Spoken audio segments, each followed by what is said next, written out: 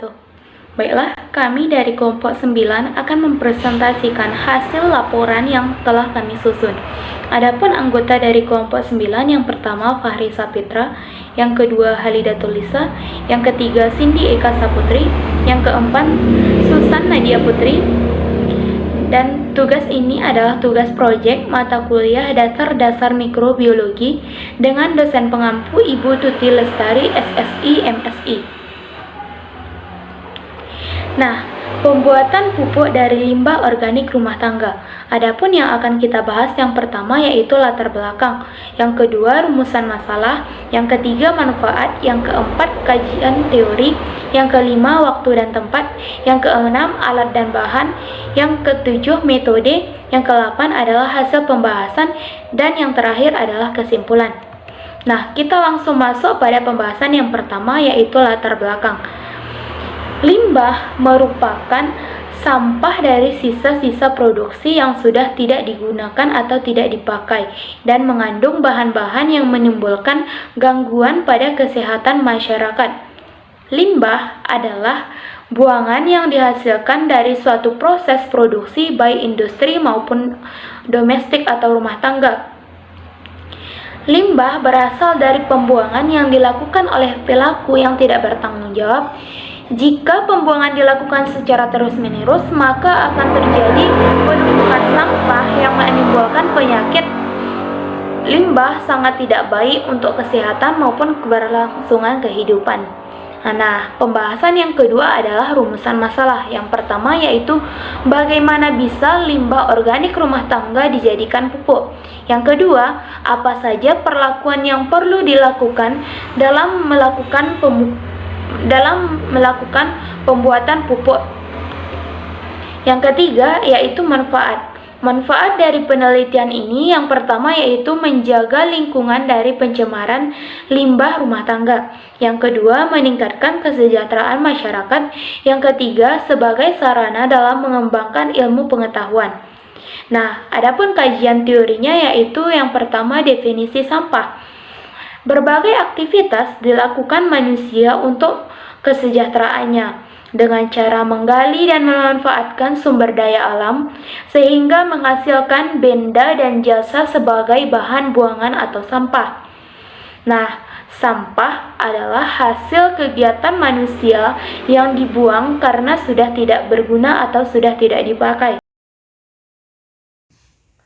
Selanjutnya, materi mengenai jenis-jenis sampah. Nah, menurut American Public Works Association mengemukakan jenis sampah berdasarkan karakteristiknya. Nah, yang pertama itu sisa makanan atau sampah. Nah, sisa yang termasuk jenis ini adalah sampah yang dapat dihasilkan dalam proses pengolahan makanan. Karakteristik sampahnya adalah dapat membusuk dan dapat terurai dengan cepat khususnya bila terkena cuaca panas. Yang kedua, sampah kering. Nah, sampah kering ini terdiri dari dua, yaitu sampah yang dapat terbakar dan juga sampah yang tidak dapat terbakar. Nah, contoh dari sampah yang dapat terbakar adalah kertas, plastik, tekstil, cutter, kulit kayu, daun-daun kering, dan lain-lainnya. Sedangkan jenis sampah kering yang tidak dapat terbakar itu seperti kaca, kaleng, logam, dan lain-lainnya. Dan jenis sampah yang ketiga yaitu adalah abu. Nah, abu dalam hal ini adalah benda yang tertinggal di pembakaran kayu atau arang atau benda-benda yang terbakar. Nah, yang keempat, sampah jalan. Nah, sampah yang berasal dari jalan ini biasanya berupa sampah daun-daunan dan juga pembungkusan. Selanjutnya, yang kelima yaitu bangkai binatang. Nah, sampah biologis berupa bangkai binatang kecil dan bangkai binatang pemeliharaan. Yang keenam, rongsokan kendaraan. Nah, ini biasanya bekas kendaraan milik umum ataupun pribadi seperti bak mobil, becak, dan lain-lainnya. Selanjutnya, jenis sampah industri. Nah, contohnya seperti bahan kimia beracun, bahan kimia, mineral, residu, dan organik. Selanjutnya, sampah dari bangunan. Nah, sampah di sini dimaksudkan terjadi karena penghancuran atau pembangunan suatu gedung.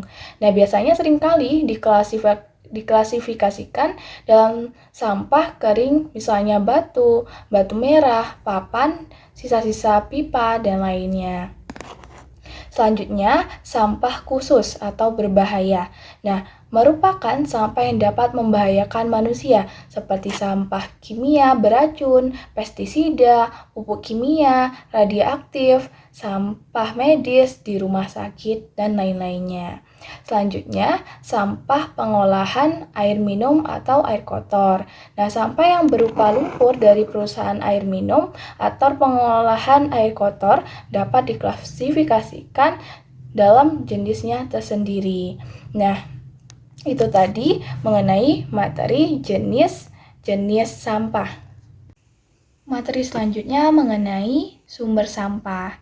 Nah, sumber sampah ini ada beberapa poin. Yang pertama, sampah dari pemukiman. Nah, sampah ini terdiri dari bahan-bahan padat seperti hasil kegiatan rumah tangga yang sudah dipakai ataupun tidak digunakan lagi.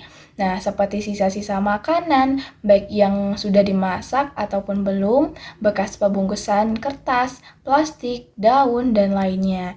Pakaian bekas, bahan bacaan, perabot rumah tangga, dan lain-lain. Nah, yang kedua yaitu sumber sampah yang berasal dari tempat-tempat umum. Nah, biasanya ini tempat umumnya seperti pasar, tempat hiburan, terminal bus, stasiun kereta api, dan lainnya. Nah, sampah ini biasanya berupa kertas, plastik, botol, daun, dan lainnya. Nah, sumber sampah selanjutnya yaitu berasal dari perkantoran. Nah, sampah ini dari perkantoran, baik perkantoran pendidikan, perdagangan, departemen, perusahaan, dan lainnya. Nah, sampah ini biasanya berupa sampah kertas, plastik, karbon, klip, dan lain-lainnya. Nah, umumnya sampah ini bersifat anorganik dan mudah terbakar. Yang keempat yaitu sampah yang berasal dari jalan raya. Nah, sampah ini berasal dari pembersihan jalan yang umumnya terdiri dari ordenil-ordenil kendaraan yang jatuh, daun-daunan, plastik, dan lain-lainnya. Dan yang kelima, sampah yang berasal dari industri. Nah, sampah ini berasal dari kawasan industri, termasuk sampah yang berasal dari pembangunan industri, dan segala sampah yang berasal dari proses reproduksi. Misalnya sampah-sampah pengepakan barang, logam, plastik, kayu, potongan tekstil, kaleng, dan lain-lainnya. Yang keenam, sampah yang berasal dari pertanian atau perkebunan. Nah, sampah ini sebagai hasil dari perkebunan atau pertanian, misalnya seperti jerami, sayur mayur, batang padi, batang jagung, ranting kayu yang patah, dan lain-lainnya. Selanjutnya, sumber sampah yang berasal dari pertambangan. Nah, sampah ini berasal dari daerah pertambangan dan jenisnya tergantung dari jenis usaha pertambangan itu sendiri. Misalnya seperti batu-batuan, tanah, pasir, sisa pembakaran, dan lain-lainnya. Dan sumber sampah yang terakhir yaitu berasal dari peternakan ataupun perikanan. Nah, sampah yang berasal dari peternakan atau perikanan ini biasa berupa kotoran ternak, sisa makanan, bangkai binatang, dan lain-lainnya. Selanjutnya yang D, kompos. Kompos merupakan hasil dekomposisi bahan organik seperti tanaman, hewan, atau limbah organik. Nah, secara ilmiah, kompos dapat diartikan sebagai partikel tanah yang bermuatan negatif, sehingga dapat diakumulasikan oleh kation dan partikel tanah untuk membuat granula tanah. Nah, pada dasarnya, semua sampah-sampah organik padat dapat dikomposkan. Contohnya limbah organik rumah tangga, warung-warung, sampah-sampah organik pasar maupun kota, sampah kertas, sampah organik, pertanian, dan masih banyak lagi. Dan ada juga bahan organik yang susah untuk dijadikan kompos, seperti tulang, tanduk, dan rambut.